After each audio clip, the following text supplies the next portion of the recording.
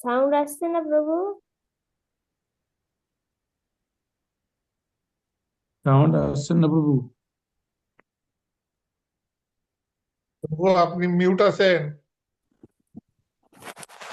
আচ্ছা।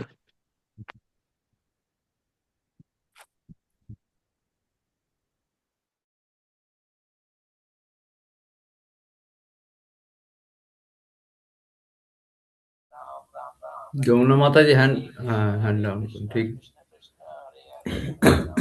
প্রভুকে দেখা যাচ্ছে না তো।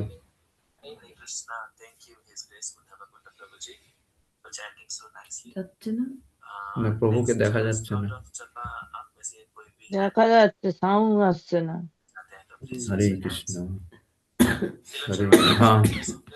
ও প্রভু আনমিউট করুন। হরে কৃষ্ণ। হ্যাঁ, হ্যাঁ। ওম নমো ভগবতে বাসুদেবায়। ওম নমো ভগবতে বাসুদেবায়। ওম নমো ভগবতে বাসুদেবায়। ওম অজ্ঞানতিমিরান্ধস্য জ্ঞানাঞ্জনাশলাকয়া চক্ষুरुन्मीलितं येन তস্मै শ্রীগুরুভ্যে নমঃ।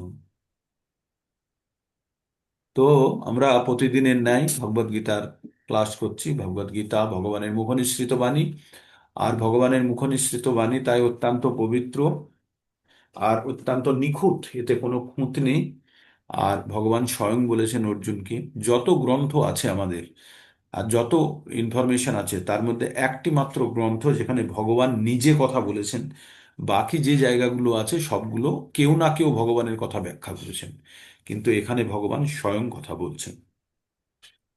আমরা ভগবদ্গীতা থেকে 5টা বিষয় সম্বন্ধে জানতে পারি: ঈশ্বর, প্রকৃতি, জীব আর সময় এবং কর্ম।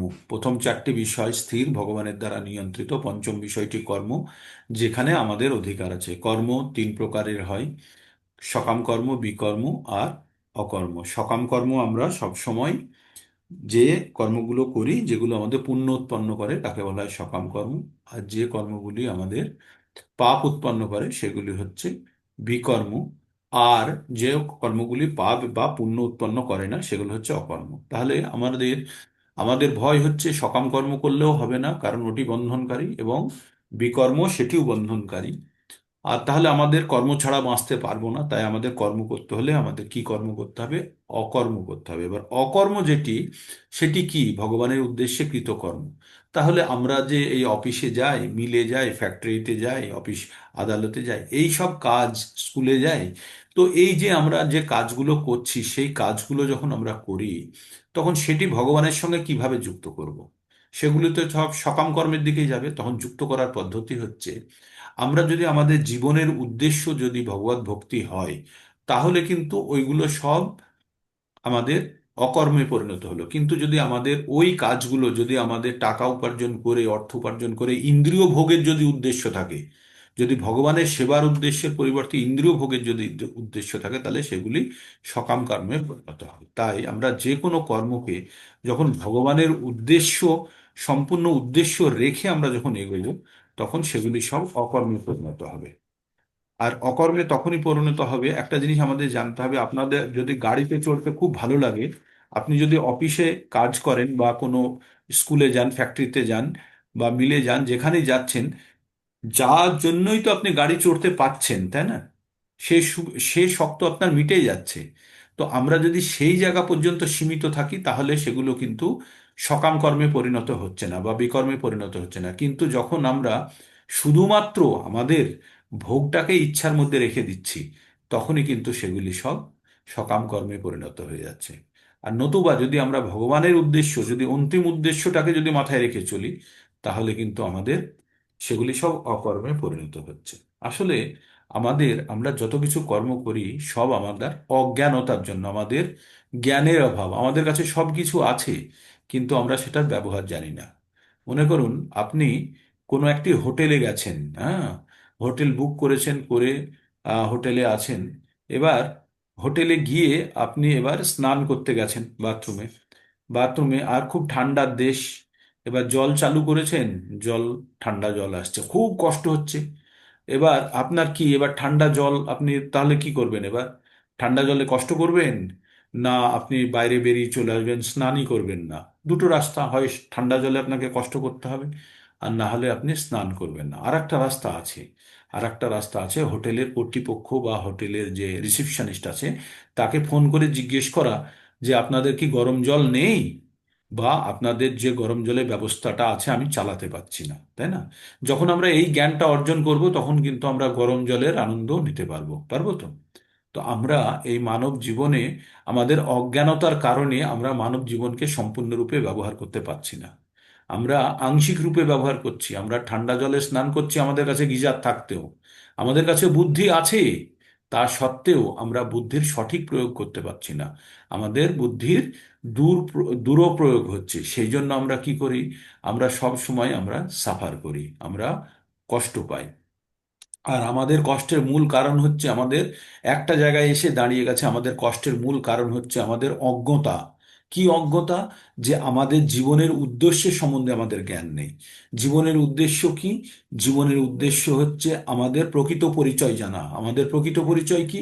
আমরা আত্মা, আমরা শরীর আমাদের একটি বস্ত্রের ন্যায়, আর আমরা আত্মা। আর আত্মা একটা নির্দিষ্ট কর্মের জন্যই পৃথিবীতে এসছে, নির্দিষ্ট একটা টাস্ক, একটা উদ্দেশ্য নিয়ে এসছে। সেই উদ্দেশ্যের পরিবর্তে আমাদের অফিসে গিয়ে আমাদের অফিসের নির্দিষ্ট কর্ম করা উচিত, কিন্তু অফিসে গেলাম আর ফেরত চলে আসলাম, তাহলে আমাকে প্রতিদিন অফিসে যেতে হবে, তবুও আমার কাজ কমপ্লিট হবে না। কিন্তু যদি আমি অফিসের কাজটি সম্পন্ন করে নিই, আদালতের কাজটি সম্পন্ন করে নিই সেদিন, তাহলে পরবর্তীতে আমার যাওয়ার প্রয়োজন নেই। কিন্তু আমরা মানব জীবনে কি করছি? বারবার আমরা উদ্দেশ্য ভুলে গিয়ে আমরা শুধু গাড়িতে যাতায়াত করে অফিসে যাচ্ছি আর ফেরত চলে আসছি, কিন্তু কি করতে হবে সেটা জানি না। অজ্ঞতা। তো আমাদের মানব জীবনের অজ্ঞতার কারণে আমরা আমাদের জীবনকে শুধু ইন্দ্রিয় সুখ ভোগের জন্য ব্যবহার করছি, যেটা কুকুর, শিয়াল, বেড়াল এরা করে। তো তাদের মধ্যে আর আমাদের মধ্যে পার্থক্য একটাই, যে আমাদের কাছে বুদ্ধির প্রখরতা অনেক বেশি, কিন্তু অন্য প্রাণীদের কাছে নেই। তা থাকা সত্ত্বেও, যদি আমাদের বুদ্ধি থাকা সত্ত্বেও, বাড়িতে গিজার থাকা সত্ত্বেও যদি আমরা গিজারটা অন না করি, তাহলে আমরা কি ঠান্ডা জলে কষ্ট পাবো? তো তো তেমনি আমাদের বুদ্ধি থাকা সত্ত্বেও বুদ্ধির বা জ্ঞানের যদি সঠিক প্রয়োগ না করি, তাহলে কিন্তু আমরা জীবনে কষ্ট পাবো। তো আপনাদের, আমি হোটেলের রিসিপশন থেকে আপনাদেরকে বলছি যে আপনারা সবাই ওই সুইচটা অন করুন, তাহলে আপনাদের গিজার চালু হয়ে যাবে, গরম জল আসবে। ঠিক। তো তেমনি আমাদের ভগবত গীতার থেকে আমরা সেই জ্ঞানটি পাবো, যে জ্ঞানটি পেয়ে গেলে আমরা এই দুঃখ কষ্টের কারণটা জেনে যাব। আর এই কারণ, এখান থেকে মুক্তির রাস্তাও জেনে যাব, যে এই কষ্ট থেকে কিভাবে বেরোনো যায়, তাই না? তো আমরা ভগবত গীতার জ্ঞান আমরা বিভিন্ন অধ্যায়ের মাধ্যমে গ্রহণ করছি। প্রথম থেকে 1 থেকে 6 নম্বর অধ্যায় পর্যন্ত আমরা কর্মযোগের মাধ্যমে বিভিন্ন কর্মযোগের পদ্ধতি সম্বন্ধে শুনেছি। 7 থেকে 12 পর্যন্ত আমরা ভক্তিযোগের কথা শুনেছি। এবং 13 থেকে 18 নম্বর পর্যন্ত আমরা জ্ঞান যোগের অধ্যায়ে পৌঁছেছি। জ্ঞান যোগের আমরা 3টে অধ্যায় শেষ করে ফেলেছি। কি কি? আমরা 13 নম্বরে আমরা পড়েছি আহ প্রকৃতি পুরুষ এবং বিবেক যোগ। তারপরে পড়েছি প্রকৃতির 3টে গুণ সম্বন্ধে পড়েছি। তারপরে পড়েছি 15 নম্বরে পুরুষোত্তম যোগ, একটা উল্টো অসত্য বৃক্ষের কথা পড়েছি। ভগবানের ধাম সম্বন্ধে পড়েছি। কিভাবে দেহান্তর হয় তাই সম্বন্ধে পড়েছি। বেদ থেকে কি জানা যায় সেটা সম্বন্ধে পড়েছি। 3 ধরনের পুরুষ জেনেছি, স্বর, অক্ষর আর উত্তম পুরুষ, সব জেনেছি আমি। 16 নম্বরে গিয়ে খুব আলোচনা করেছি, 16 নম্বর বিশদভাবে। কতগুলো 26টা গুণ আছে, গুণের মধ্যে কোন গুণটি ভালো, কোন গুণটি খারাপ, আমরা সব পড়েছি। দৈবী স্বভাব, আসুরি স্বভাব। 26টিকে আবার আমরা 2 ভাগে ভাগ করেছি, বর্ণ আর আশ্রমে, 18টি আর 8টি। আবার 18টিকে আমরা বর্ণে ভাগ করেছি, ব্রাহ্মণ, ক্ষত্রিয়, বৈশ্য, শূদ্র। 12, 3, 2, 1 এভাবে ভাগ করেছি। আবার সন্ন্যাসী, ব্রহ্মচর্য, গারস্থ, বানপ্রস্থ, সেখানেও আমরা ভাগ করেছি 3, 3, 2, 1, 1 এইভাবে ভাগ করেছি, তাই না? তো বা তিন, 3, 1, 1, 3, 2, 1, 1 এইভাবে ভাগ করে, 3, 2, 2, 1 এইভাবে ভাগ করেছি।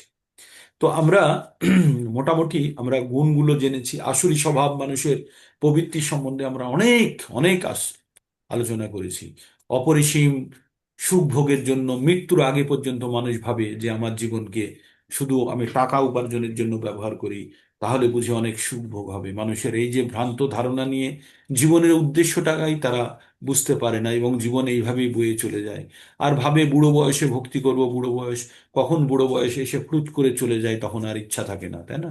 তখন মনে হয় যে পরীক্ষার দিন আমার চলে এসেছে, আর পড়তে ইচ্ছে করছে না, পরের বার পরীক্ষা দেব। এইভাবেই আমরা কিন্তু বারবার আমরা পরীক্ষা দিতে আমরা আগ্রহী হইনি। তাই আমাদের আমাদের এটা জানতে হবে যে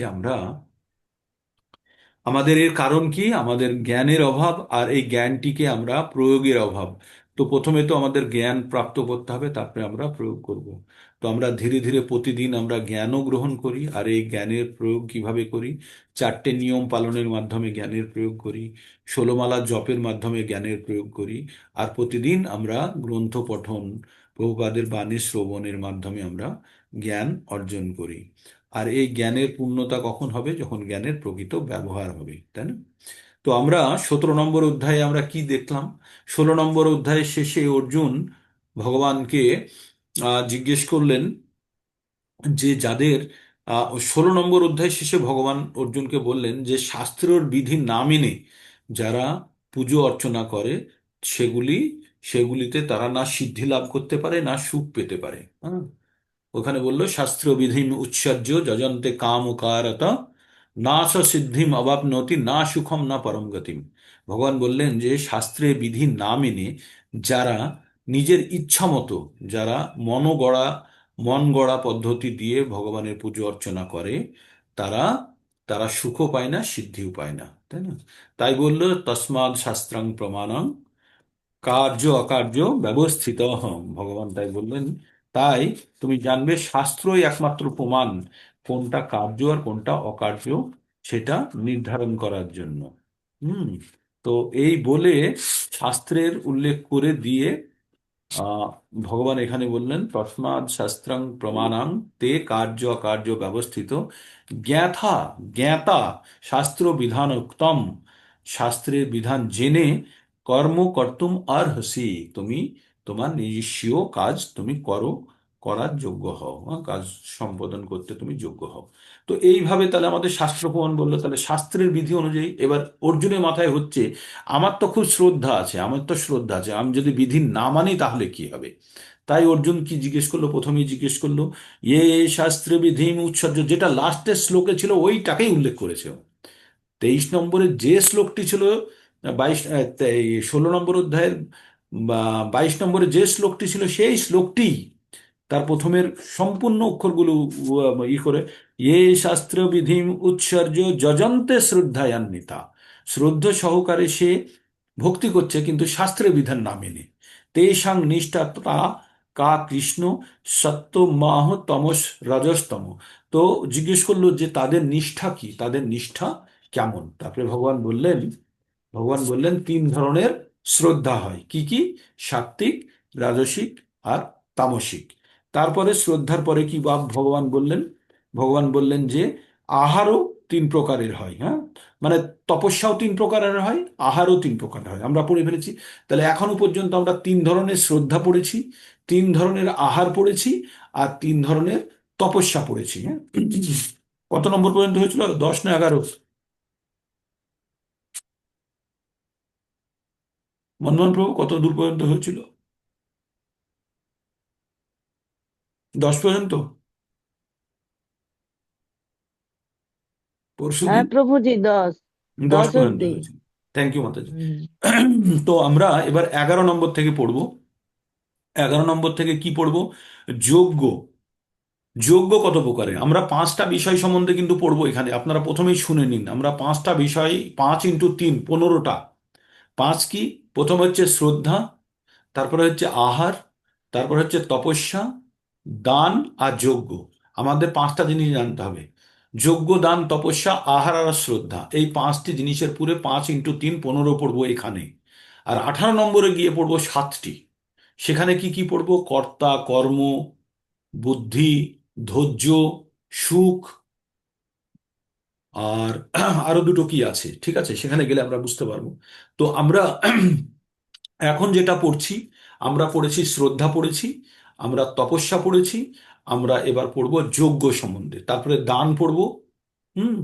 যজ্ঞ, দান, তপস্যা, আহার আর শ্রদ্ধা, এই হচ্ছে পাঁচটি এখানে আমরা পড়বো। ঠিক। তো আমরা এখন পড়ছি যজ্ঞ। তাহলে যজ্ঞকে, সাত্ত্বিক যজ্ঞ কাকে বলে সেটা এখন ব্যাখ্যা করছি। অফলাকাঙ্ক্ষিত যজ্ঞ বিধিদিষ্ট যো ইজ্জতে জ্যেষ্ঠব্য মেমেতি মন সমাধায় স সাত্ত্বিকঃ। অফলাকাঙ্ক্ষিভি যজ্ঞ বিধিদিষ্ট যো ইজ্জতে জ্যেষ্ঠব্য মেমেতি মন সমাধায় স সাত্ত্বিকঃ। বললেন ফলের আকাঙ্ক্ষা রহিত, সব থেকে বড় কথা বলেছে, ফলের আকাঙ্ক্ষা রহিত ব্যক্তিগণ কর্তৃক, ফলের আকাঙ্ক্ষা রহিত ব্যক্তিগণ কর্তৃক শাস্ত্রের বিধি অনুসারে, এখানে দুটো জিনিস আছে, ফলের আকাঙ্ক্ষা করছে না আর শাস্ত্রের বিধি মেনে যে যজ্ঞ অনুষ্ঠান করা হয় তাকে বলা হয়, মনকে একাগ্র করে যে যজ্ঞ অনুষ্ঠান, তা সাত্ত্বিক যজ্ঞ। তাহলে সাত্ত্বিক যজ্ঞ হতে গেলে কি হবে? দুটো জিনিস লাগবে।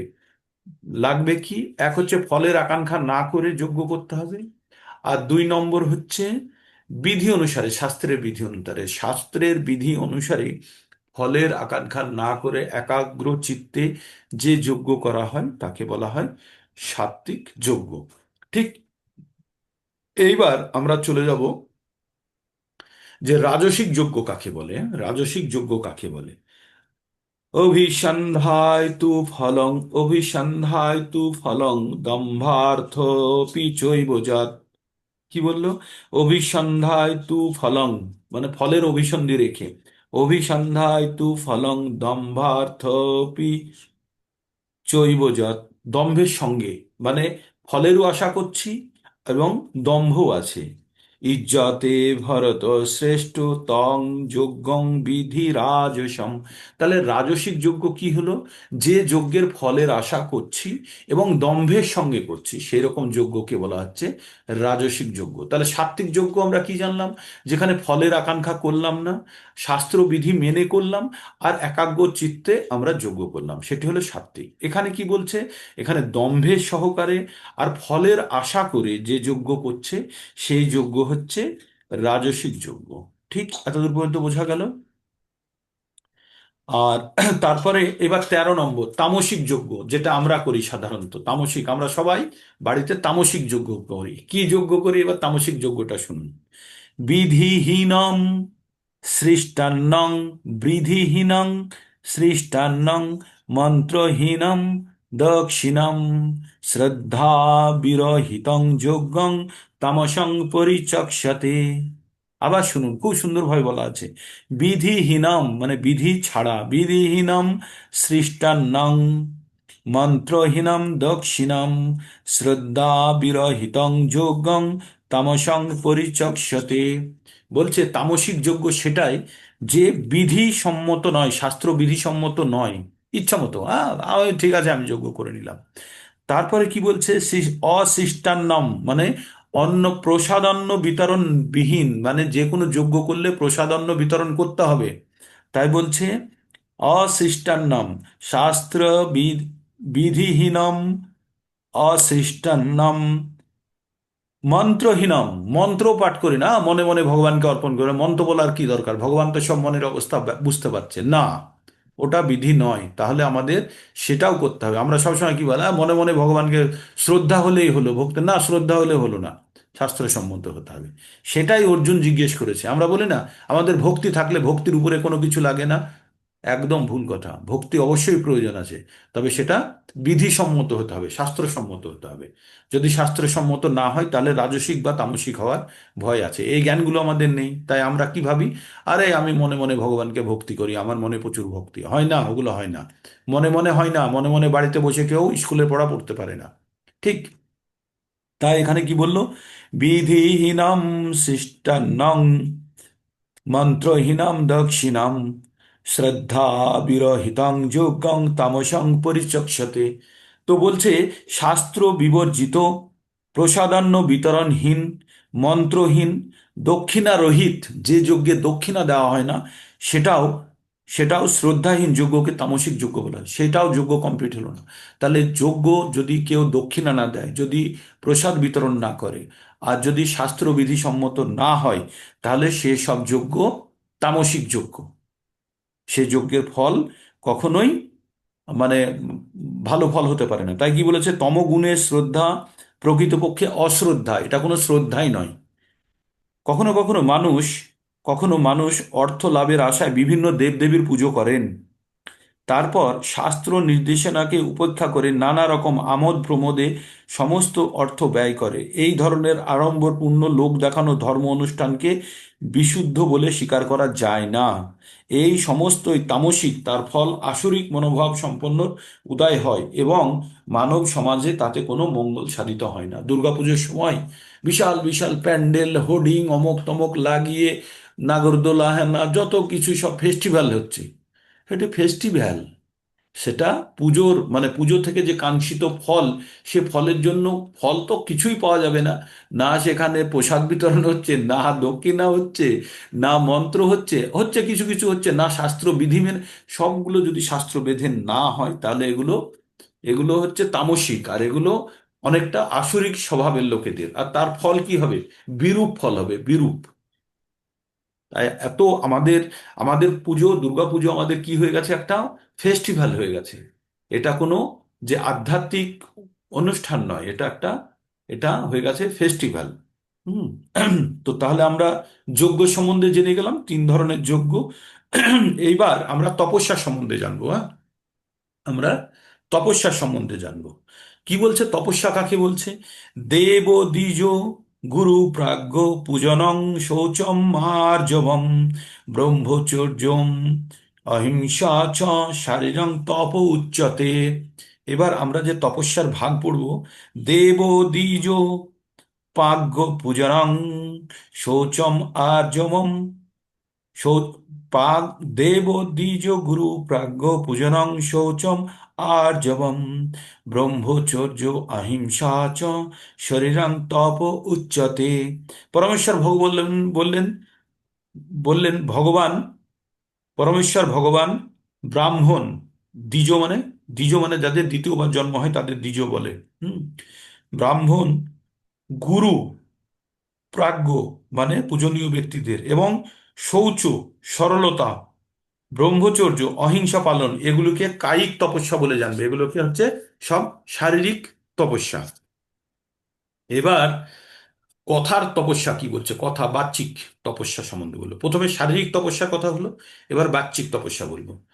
অনুদ্বেগকরং বাক্যং সত্যং প্রিয়হিতং চ যৎ, অনুদ্বেগকরং অনুদ্বেগকরং বাক্যং সত্যং প্রিয়হিতং চ যৎ শ্রদ্ধায়া ভাষ্যণং চৈব ব্যঙ্গাত্মং তপ উচ্যতে। বলছে অনুদ্বেগ, অনুদ্বেগকর মানে উদ্বেগহীন, সত্য, প্রিয় অথচ হিতকর বাক্য, প্রিয় এবং হিতকর বৈদিক শাস্ত্র পাঠ করাকে বাচিক তপস্যা বলা হয়। মানে কথার তপস্যা কি হলো, যে অন উদ্বেগকর মানে যাতে উদ্বেগ হয় না, সত্য, প্রিয়, সত্য কথা, প্রিয় এবং হিতকর অথচ হিতকর বাক্য বলা হয়। বৈদিক শাস্ত্র পাঠ করাকে বাচিক তপস্যা বলা হয়। এবং বৈদিক শাস্ত্র তো আমরা যে তপস্যাগুলো করছি, যে পঠন করছি, এগুলো হচ্ছে বাচিক তপস্যা। ঠিক। তারপরে আমরা কি পড়ব এবার? মানসিক তপস্যা। 3 ধরনের তপস্যা পড়ছি আমরা। তপস্যা কি পড়ছি? একটা শারীরিক তপস্যা, একটা হচ্ছে কথা বাচিক, মন কায় আর বাক্য বলি না আমরা, মন কায় আর বাক্য। এবার আমরা মানসিক তপস্যা সম্বন্ধে পড়ব।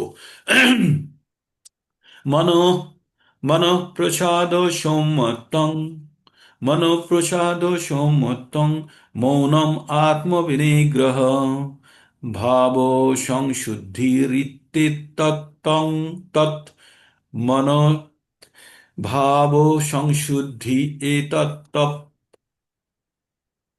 তপো মানস উচ্যতে। মনঃপ্রসাদ সম্মতং মৌনম আত্ম বিনিগ্রহ ভাব সংশুদ্ধি রিত্তে, ভাব সংশুদ্ধি রিত্তে তৎ তপো মানস উচ্যতে। বলছে চিত্তের প্রসন্নতা, হৃদয়ের প্রসন্নতার জন্য অকপটতা, মৌনতা, আত্মসংযম, সত্তার পবিত্রকরণ, এগুলি হচ্ছে সব মানসিক তপস্যা। তাহলে আমরা তপস্যা তিন প্রকারের জানলাম। একটা হচ্ছে শারীরিক তপস্যা, দুই হচ্ছে বাহ্যিক তপস্যা, আর তিন নম্বর হচ্ছে মানসিক তপস্যা। এইবার আমরা কি পড়বো? শ্রদ্ধা সম্বন্ধে পড়বো। এবার আমরা শ্রদ্ধা সম্বন্ধে পড়বো। শ্রদ্ধা তিন প্রকারের আমরা পড়বো। শ্রদ্ধায়া পরয়া তপ্তং তপস্তৎ ত্রিভিদং নরে অফলাকাঙ্ক্ষিতভিযুক্তৈ সাত্ত্বিক পরিচক্ষতে। ভগবান কি বললেন? শ্রদ্ধায়া পরয়া তপ্তং তপস্তৎ ত্রিবিধং নরে অফলাকাঙ্ক্ষিতং ভি যুক্তে সাত্বিকাং পরিচক্ষতে। বললেন ফল আকাঙ্ক্ষা রহিত মানুষের দ্বারা পরম শ্রদ্ধা সহকারে অনুষ্ঠিত ত্রিবিধ তপস্যাকে সাত্বিক তপস্যা বলা হয়। তিন ধরনের তপস্যাকে সাত্বিক তপস্যা বলা হয়। কাকে? যে ফল আকাঙ্ক্ষা রহিত পরম শ্রদ্ধা সহকারে অনুষ্ঠিত ত্রিবিধ তপস্যাকে সাত্বিক তপস্যা বলা হয়। এবার আমরা পড়ব সাত্বিক তপস্যা কি। হুম সৎকার মানপূর্যার্থং, সৎকার মানপূর্যার্থং তপোদম্ভেন চৈব যৎ ক্রিয়াতে তদিহ প্রোক্তং রাজসং চলং ধ্রুবম। আচ্ছা, আমরা আগেরটা যেটা পড়লাম সেটা হচ্ছে সাত্বিক তপস্যা। কি বললো? ফল আকাঙ্ক্ষা রহিত মানুষের দ্বারা পরম শ্রদ্ধা সহকারে তিন প্রকারের সাত্বিক তপস্যা বলা হয়। তাহলে আমরা কোন তপস্যাগুলো পড়লাম? আমরা তিন ধরনের তপস্যা পড়লাম তো, শারীরিক, মানসিক আর বাহ্যিক। এই তপস্যাগুলোর মধ্যে এগুলো সব তপস্যার ভাগ। এবার এগুলোকে যদি আমরা সাত্বিক তপস্যা বলবো যখন পরম শ্রদ্ধা সহকারে যখন এই তপস্যাগুলি অনুষ্ঠিত হবে। ঠিক? তাহলে আমরা তপস্যার দুটো ভাগ দেখলাম। প্রথমে তিনটে যেটা বললাম সেই তিনটে হচ্ছে শারীরিক, বাহ্যিক আর মানসিক তপস্যা। সেই তপস্যাগুলো যদি শ্রদ্ধা সহকারে করা হয় তাহলে সেটি হলো সাত্বিক তপস্যা। হুম সেই তপস্যাগুলি যদি শ্রদ্ধা সহকারে, পরম শ্রদ্ধা সহকারে, ফলের আকাঙ্ক্ষা না করে যদি করা হয় তাহলে সেগুলি হলো সাত্বিক তপস্যা। এইবার রাজসিক তপস্যা সম্বন্ধে আমরা জানবো। তাহলে সাত্বিক তপস্যার তিনটে ভাগ থাকলো। কি কি থাকলো? শারীরিক, বাহ্যিক আর মানসিক। আর এই তিনটে তপস্যাকে যদি শ্রদ্ধা সহকারে করা হয় তাহলে ফলের আকাঙ্ক্ষা না করে তাহলে তাকে বলা হলো সাত্বিক তপস্যা। বোঝা গেল? এবার চলে আসছি আমরা রাজসিক তপস্যায়। সৎকার মানপূর্যার্থং দম্ভ তপোদম্ভেন চৈব যৎ ক্রিয়াতে তদীয় প্রোক্তং রাজসং চলং ধ্রুবম। শ্রদ্ধা, সম্মান ও পূজা লাভের আশায়, এবার ফলের আশা শুরু করে দিল। কি? শ্রদ্ধা, সম্মান ও পূজা লাভের আশায় দম্ভ সহকারে যে তপস্যা করা হয় তাকে এই জগতে অনিত্য ও অনিশ্চিত রাজসিক তপস্যা বলা হয়। কিসের জন্য এই তপস্যা করছে? যে শ্রদ্ধা, সম্মান এবং পূজা লাভের আশায় দম্ভ সহকারে যে তপস্যা করা হয় তাকে বলা হয় রাজসিক তপস্যা। সিঙ্গুরে 19 দিনের যে তপস্যা করা হলো সেটি রাজসিক বা তামসিক তপস্যার মধ্যে পড়বে। পরেরটাই দেখবো এবার তামসিক তপস্যাকে। তাহলে এতদূর, তাহলে আমরা তপস্যার আমরা কিন্তু অনেকগুলো শ্লোক পড়লাম। তপস্যার জন্য একটা পড়লাম শারীরিক, একটা পড়লাম বাহ্যিক, একটা পড়লাম তামসিক, এই একটা বললাম মানসিক। এই তিনটেকে শ্রদ্ধা সহকারে করলে তাকে আমরা কি বলছি? তাকে বলছি আমরা সাত্বিক তপস্যা। আর রাজসিক তপস্যা কি? যে ফল লাভের আশায়, শ্রদ্ধা পাওয়ার আশায়, বা সম্মান পাওয়ার আশায়, পুজো লাভের আশায় দম্ভ সহকারে যে তপস্যা করা হয়। আমি অনশন করছি। আরে অনশন কি দম্ভের সঙ্গে হবে? আমি অনশন করছি। তো অনশন তো হচ্ছে একটা হাম্বল অ্যাপ্রোচ। সেখানে যদি আবার দম্ভ থাকে তাহলে আবার অনশন কিভাবে হলো? তাই এখানে সেগুলি হচ্ছে রাজসিক তপস্যা। আর তারপরে এবার আমরা তামসিক তপস্যা সম্বন্ধে পড়ব। मूढ़ग्राहेण आत्मना यत् पीड्यते क्रियते तप परस्यत् साधनार्थं বা তত্তাম তত্তামসং মুদাহিতম। ভগবান কি বললেন? মূঢ়গ্রাহেণ আত্মনা যৎ পীড়ায়া ক্রিয়াতে তপ পর পরেষ্য উৎসাদার্থম বা তৎ তমাসাম উদাহিতম তমসম উদাহিতম বলছে, মূঢ়চিত আগ্রহের দ্বারা নিজেকে পীড়া দিয়ে, নিজেকে কষ্ট দিয়ে বা অপরের বিনাশের জন্য যে তপস্যা করে, সিঙ্গুর থেকে টাটাকে তুলে দেবো সেই জন্য আমি তপস্যা করলাম, এই যে এখানে বলছে অপরের বিনাশের জন্য যে তপস্যা করে তাকে তামসিক তপস্যা বলা হয়। তো তামসিক তপস্যার ফল কি হবে? তামসিক তপস্যা কারা করে? অসুররা করে। হিরণ্যকশিপু করেছিল। তো তাই বলছে, মূঢ়াগ্রাহেণ আত্মনা যৎ পীড়াতা ক্রিয়তে তপ পরস্যর্থ সাধনার্থং বা তত্তামসমুদাহিতম। তো বললেন, মূঢ়চিত আগ্রহের দ্বারা নিজেকে পীড়া দিয়ে বা অপরের বিনাশের জন্য যে তপস্যা করা হয় তাকে তামসিক তপস্যা বলা হয়। তাহলে আমাদের এই তপস্যা, আমরা কতগুলো শ্লোক পড়লাম তপস্যার জন্য? আমরা তিনটে, চারটে আর দুটো, তিনটে, একটা আর দুটো, চারটে আর দুটো, ছটা শ্লোক পড়লাম আমরা। প্রথমে হচ্ছে তিনটে শ্লোক কি বললো? শারীরিক, বাহ্যিক আর মানসিক তপস্যা। আর শ্রদ্ধা সহকারে যখন এই তপস্যাগুলো করা হয় তখন তাকে বলা হয় আমাদের সাত্ত্বিক তপস্যা। আর তার নিচের যেগুলো পড়া হলো, আমরা পড়লাম ফলের আশা চেয়ে পেয়ে, মানে ইচ্ছা করে দম্ভ সহকারে যে তপস্যা করা হয় তাকে বলে রাজসিক তপস্যা। আর যারা নিজের শরীরকে কষ্ট দিয়ে অপরের বিনাশের জন্য যে তপস্যা করে তাকে বলা হয় তামসিক তপস্যা। ঠিক? তাহলে আমরা কি কি পড়লাম? তপস্যা পড়লাম, আর কি পড়লাম আজকে? শ্রদ্ধা পড়েছি, আহ যজ্ঞ পড়েছি। হ্যাঁ, আমরা যজ্ঞ পড়েছি আর তপস্যা পড়েছি আজকে। তো আমরা যজ্ঞ আর তপস্যা পড়লাম, কালকে আমরা দান পড়বো। হ্যাঁ, কালকে আমরা দান সম্বন্ধে পড়বো। ও তারপরে চ্যাপ্টারটা শেষ হয়ে যাবে, কালকে আর হয়ে যাবে। ঠিক? তো আমরা এই মোটামুটি 17 নম্বরে, তাহলে আমরা আমাদের মধ্যে আমরা কি করলাম? পাঁচটা জিনিস নিয়ে আমরা পড়ছি: যজ্ঞ, দান, তপস্যা, আহার আর যজ্ঞ, দান, তপস্যা, আহার আর শ্রদ্ধা। আমরা সবগুলো পড়ে নিয়েছি, এবার দান পড়বো, শুধু দানটা বাকি রইলো। এই হলো পাঁচটা বিষয়: যজ্ঞ, দান, তপস্যা আর আহার। এখানে পড়ছি, আর ওখানে গিয়ে আমরা পড়বো কি? 18 নম্বরে যখন শুরু হবে তখন এইখানে যেখানে শেষ করছে এখান থেকে শুরু হবে, সেখানে গিয়ে আমরা পড়বো কর্তা, কর্ম, জ্ঞান, কর্তা, কর্ম, জ্ঞান, সুখ, ধৈর্য আর বুদ্ধি। এই ছটি পড়বো ওখানে গিয়ে। আর একটা কি আছে বাকি রয়ে গেল? হ্যাঁ, তো টোটাল 7টা আমরা ওখানে পড়বো, আর এখানে 5টা, 12টা বিষয়ের উপরে আমরা তিনটে গুণের প্রভাব পড়ছি। প্রকৃতির তিনটে গুণের প্রভাব 12টি বিষয়ের উপরে পড়ছি। তো এইভাবে যখন আমরা ছোট ছোট করে ভাগ করে নেব তখন আমাদের পড়তে বুঝি সুবিধা হবে।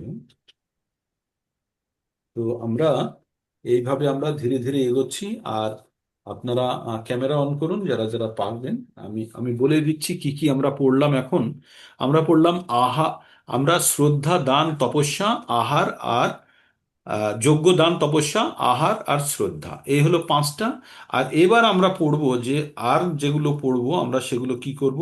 আমরা জ্ঞান, কর্ম, কর্তা, বুদ্ধি, ধৈর্য, সুখ, এই ছটা সম্বন্ধে পড়বো। হ্যাঁ, ছটা আর পাঁচটা, 11টা টোটাল আমরা জিনিসের তিনটে করে ভাগ: জ্ঞান, কর্ম, কর্তা, বুদ্ধি, ধৈর্য, সুখ। এবার আমরা পড়বো পরবর্তীতে। আর এখন যেগুলো আমরা পড়লাম সেটা কি কি পড়লাম? আহার, প্রথমে আহার যোগ্য। পড়েছি, শ্রদ্ধা পড়েছি, তপস্যা পড়েছি, যজ্ঞ যোগ্য। পড়েছি, আর শুধু বাকি রইল আমাদের দান। তো প্রত্যেকটা তিনটে গুণের প্রভাবে কেমন হয় মোটামুটি আপনাদের একই রকম মনে হচ্ছে। এটার নির্যাস এই ফলের আকাঙ্ক্ষা না করে শ্রদ্ধার সঙ্গে যে ভক্তি, সেটাই হচ্ছে আপনার সবসময় সাত্ত্বিকের দিকে পড়বে। ক্যামেরা আর কারো অন হবে না। ক্যামেরা যাদের অন হবে তারা অন করতে পারলে করুন, অ্যাটেন্ডেন্স হয়ে যাক। হরে কৃষ্ণ, হরে কৃষ্ণ, কৃষ্ণ কৃষ্ণ, হরে হরে, হরে রাম রাম রাম হরে হরে। কি অ্যাটেন্ডেন্স হয়ে গেল। এবার কার কিছু মানে বুঝতে পারছেন? খিটিমিটি লাগছে? খিটিমিটি কিন্তু নয়, খুব সহজেই যাচ্ছে, গল্পের মতো করেই বলছি আপনাদেরকে। হ্যাঁ, তো প্রভুজি, তাহলে আমরা, দ্বিজ মানে কি বললেন? হ্যাঁ বলুন। দ্বিজ, দ্বিজ, পুনরায় জন্ম। দ্বিজ মানে হচ্ছে যাদের দ্বিতীয়বার, অ্যাকচুয়ালি ব্রাহ্মণ যারা হয় তাদের কি হয়, ব্রাহ্মণের পৈতে হয়, হয় না, পৈতে হয়। পৈতে যখন হয় তাদের আবার আর একটা জন্ম হয়। হ্যাঁ, তো এই জন্মটাকে বলে হচ্ছে আধ্যাত্মিক জন্ম, আর এটা হচ্ছে আমাদের ভৌতিক জন্ম। তো এই আধ্যাত্মিক জন্ম যখন হয় তখন তাদেরকে তাদের নতুন নাম দেওয়া হয়, সবকিছু ফর্মালিটিস করা হয়। সেই জন্য যাদের দুবার জন্ম হয় তাদের বলা হয় দ্বিজ। তাদের বলা হয় দ্বিজ, মানে দুবার জন্ম। ইভেন যদি আপনাদের দীক্ষা যখন হয়, দীক্ষাটাও পুনর্জন্মের মতো, ঠিক? তখন নতুন নাম দেওয়া হয়, নতুন পরিচয় দেওয়া হয়, ঠিক? তো সেটাও একটা জন্মের মতো। হুম, তাই দুবার যখন জন্ম হয় তখন তাকে বলা হয়, তাদের বলা হয় দ্বিজ। আর কারো কিছু প্রশ্ন? হরে কৃষ্ণ প্রভুজি। বলুন মাতাজি, বলুন। আরে, বলছি অনেকেই তো মন্ত্র পড়তে পারে না। হ্যাঁ, তো মন্ত্র সেটা যখন ওই যে পড়তে পারে না, দুটো রাস্তা আছে, এক শিখতে হবে, আর না হলে যে পড়তে পারে তাকে দিয়ে করাতে হবে। আমরা সেই জন্য কি করি, বামুনকে আমরা বলি যে আমার বাড়িতে অনুষ্ঠানটা করে দাও, তাই না? কারণ আমরা মন্ত্র জানি না, ও জানে। তাহলে ও যদি আমার হয়ে করে তাহলে ও করতে পারে, কোনো অসুবিধা নেই, সমস্ত ফল আপনি পাবেন, মানে আপনার যেটা প্রয়োজন সব মিটবে। আমরা যদি যে জিনিসটা পারি না সেটা অন্যকে দিয়ে করায়, তাই না? কিন্তু তাকে দক্ষিণা দিতে হবে তার জন্য, মানে যথার্থ। তো এইভাবে যখন আমরা করব তখন সেগুলি তার, মানে সেটি যেন আমার হয়ে সে করছে, ঠিক? তো সেগুলো হবে। আর যদি আমরা শিখে নিতে পারি তাহলে ঠিক আছে। তবে আমাদের কোনো মন্ত্র দিয়ে আমাদের পুজো করার, তপস্যা করার তো দরকার নেই। আমাদের তো তপস্যা খুব সহজ, চারটে নিয়ম পালন, হরিনাম জপ, আর মানে সুস্থভাবে জীবনযাপন করা, এই তো আমাদের জীবনের উদ্দেশ্য। আমাদের কোনো তো আমরা দেবদেবতার পুজো করতে যাচ্ছি না, আমাদের প্রয়োজন নেই। যদি প্রয়োজন হয় তাহলে তার কাছে যেভাবে প্রয়োজন সেভাবে বামুনকে দিয়ে করিয়ে দেবো, তাই না? আর ভগবদ গীতার যে শ্লোকগুলি আছে সেগুলি আমরা একটু চেষ্টা করি। অনেক ইমপ্রুভমেন্ট করেছেন তো, আগে তো আপনারা পড়তেন না, এখন তো পড়েন, পড়েন না? তাহলে একটা আস্তে প্রার্থনা আস্তে আছে হবে। প্রভু। দেখুন, আমরা এতদিন যে কোনো একটা মাস্টার ডিগ্রি নিতে গেলে আপনাকে 14 বছর 15 বছর পড়তে হয়, তাই না? 15 বছর 16 বছর পড়তে হয়, তবেই একটা মাস্টার ডিগ্রি আসে। ইঞ্জিনিয়ারিং ডিগ্রি হলে 16 বছর পড়তে হয়, তাই না? তো যে কোনো ডিগ্রির জন্য টোটাল পড়তে গেলে আমরা এই 6 মাস পড়ে আমরা যদি এতখানি জেনে যাই, তাহলে আমরা যদি ঠিকভাবে বছর 2 3 পড়ি তাহলে কতই না জানতে পারবো, পারবো তো? তো আমাদের ম্যাচুরিটি লেভেল একটু বেশি, তাই আমরা তাড়াতাড়ি জানতে পারছি এবং শিখেও যাব আমরা, কোনো অসুবিধা নেই। শুধু আমাদের চেষ্টা থাকতে হবে, ঠিক? আর কারো কোনো প্রশ্ন? ও বলছে এই রবিবারের জন্য কি প্রস্তুতি নেবে আগের থেকে জানিয়ে দিলে তাহলে সবাই রেডি করতে পারে, আচ্ছা, প্রস্তুত থাকে না। হ্যাঁ, এটা আগের থেকে জানিয়ে দিলে। ঠিক আছে। রবিবারের দিন, এই রবিবারে আমরা 16 নম্বর অধ্যায় থেকে আমরা প্রশ্ন, 16 নম্বর হয়ে গেছে, 16 নম্বরের 16 নম্বরের লাস্টে হলো আহ হয়েছে, 16 নম্বরের চারটে 16 নম্বরই তো হলো, চারটে, হ্যাঁ। হয়ে 11 গেছে না? থেকে কত 11 ঘন্টে? থেকে হুম। চারটে হলো ওই 13 থেকে 16। আমি 17 নম্বর অধ্যায়ের যে 5টি বিষয়ের উপরে 5 × 3 আমি জানতে চাইবো। শ্রদ্ধা, মানে এটা আপনারা মাথায় করে রাখুন, শ্রদ্ধা, দান, যজ্ঞ, তপস্যা আর আহার, এই 5 ধরনের বিষয়, 5টি বিষয়ের উপরে তিনটে তিনটের কি প্রভাব, এই এই এই জিনিসটা আপনাদেরকে প্রস্তুত করতে হবে। কাল যখন সামারি টানবো তখন বলবো, ঠিক আছে? আপনারা ঠিক। মোটামুটি এই শোনার মধ্যে শুনলেও বুঝতে পারবেন। কি কষ্ট হবে খুব নাকি প্রস্তুত না করতে না পারবেন? অনেকে সময় পায় না, তো একটু আগে বলে দিলে তাদের সুবিধা হ্যাঁ হয়। হ্যাঁ, না আমি এটাই বললাম যে এই 5টি বিষয়, যজ্ঞ, দান, তপস্যা আর হুম, আহার, আর এগুলির উপরে তিনটে গুণের প্রভাব। ঠিক। একটু প্রভু নাম্বারটা বলুন। না, যজ্ঞ, এটা দান, তপস্যা, এটা এই তো হ্যাঁ, সব শ্লোকগুলো আছে এতে। এই 20 নম্বর এ আসবে আপনার, 22 নম্বর শ্লোক পর্যন্ত চলে আসবে, 22 নম্বর পর্যন্ত। হ্যাঁ, 17 অধ্যায়, আজকে 19 17 অব্দি অধ্যায়। হয়েছে, আজকে 19। হ্যাঁ, 17 অধ্যায়, 22 নম্বর শ্লোক পর্যন্ত, 1 থেকে 22 নম্বর। কালকে আমি সামারি টেনে দেবো, অসুবিধা নেই, আপনারা হ্যাঁ, এখনই পড়ে রাখবেন, ঠিক আছে। ঠিক আছে? ঠিক আছে, একটু ছোট ছোট করে ক্যাপাসিটি বাড়ান আপনাদের। ঠিক আছে, তাহলে আজ এখানেই থাক, আবার আমরা কালকে সকালে আপনারা সবাই চলে আসুন। হরে কৃষ্ণ কৃষ্ণ কৃষ্ণ হরে হরে, হরে রাম রাম।